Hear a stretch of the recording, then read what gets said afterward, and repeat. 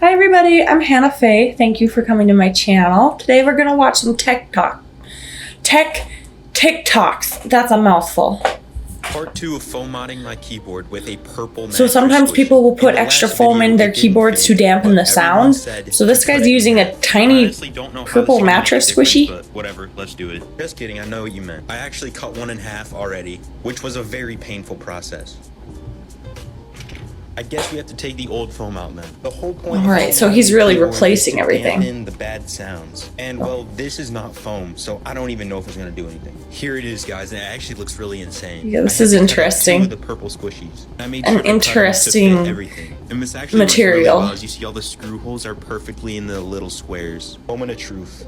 Guys, it actually worked. I had to push as hard as I can, and these screws have so much tension on them. So there is so much pressure on the PCB. Hopefully it still even works. Here's how it sounds. I'm not even gonna lie, it sounds a little bit better. Upgrading my brother's nasty gaming setup for completely free. There is dust all over the place, crumbs everywhere, and what do you even call this wallpaper? What is that even? I need to fix it up. Oh, this is so disgusting, but I have to clean it. Well, that's nice of him, even ended up in the cleaning everything for his brother. Let's get the gamer crust off his mouse pad. This kid enabled sticky keys on his keyboard, literally. So I'm upgrading him to a $100 keyboard. Giving him a whole new keyboard. Still have a webcam. It's not 2004 anymore. Maybe he I'm also is gonna streaming. hook him up with a mid-range fee-find mic, and there it is, all set up. And finally, I'm going to upgrade him to the Rocat Cone Pro. Everything's plugged in. I'm going to change up the color scheme, and let's see how it looks. And here is the final product. In my opinion, it looks 10 times better than it did before. That's and pretty I added nice. about $250 to his setup. So I hope he likes it. That's awesome. He put a lot of money into his brother's setup for completely free. I would be a little bit upset if someone came in and just changed everything up on my PC without asking me. He changed the wallpaper and everything. And he's like, I think it looks 10 times better. Okay, but what does your brother think? Since it's not your setup, it's your brother's setup. I wouldn't mess with it that much. I would just give him the things and be like, do what you want. Things you need to do immediately after getting a PC, part 11. This is going to make your games run better while you have Discord open. Head over to your settings, click on appearance, and go down to the bottom and turn off hardware acceleration. Oh, that's a good idea. You don't need your Discord to be using up all your hardware just for display purposes, especially when that's not the real purpose of Discord anyway, so.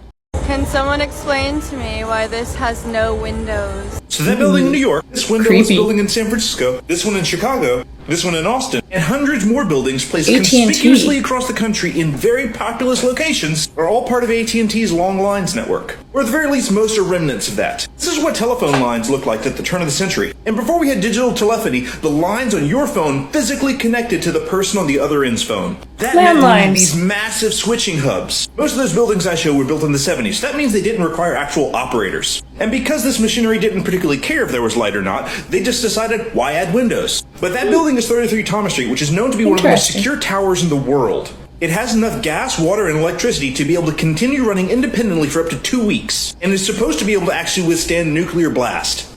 Within reason. Now, most of that equipment has been digitized and you don't need it for phones, it's still critical for network and internet infrastructure. In fact, if you're watching this in the US, this video probably went through one of those buildings. Multiple times. This is a keycap puller. And these are keycaps. And the fact I have to do this 66 times just to take off this keyboard and that's a small keyboard is insane. And this is why I propose the keycap puller sheet. The name needs some work, but it's an incredible concept. This essentially would just be a backplate that you put over your keycaps, shift to one side, and then pull up. So instead of keycap removal taking 15 minutes, it would take you 15 seconds. Well. Whatever Chinese company does it first, I'm taking a 15% royalty. This guy's just out here giving his ideas away for free. The Nikola Tesla of our generation.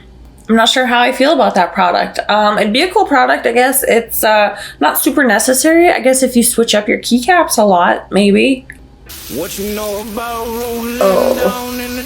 Oh, okay, first of all, it's really gross. That just shows how disgusting your parts can get. So much dust. Oh, but no, don't put your electronic parts in water. Ugh.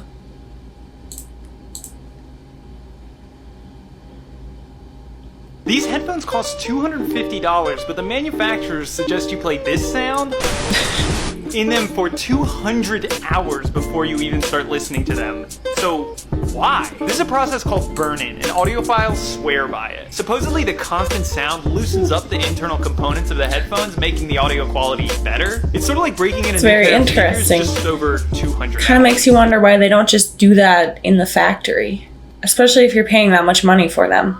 Asking an advanced AI what horror looks like. Ooh, I'm gonna be into this. I had the image rendering for almost 5 hours. Looks like a horror video game. I have to do it. 5 reasons why gaming is bad for you.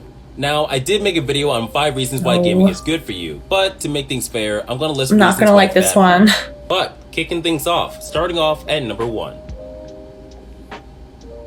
Number 2. Oh. Number 3. I thought I was not gonna like this video. Okay, so he's obviously biased, but I'm okay with that because I'm on his side. There's nothing wrong with gaming.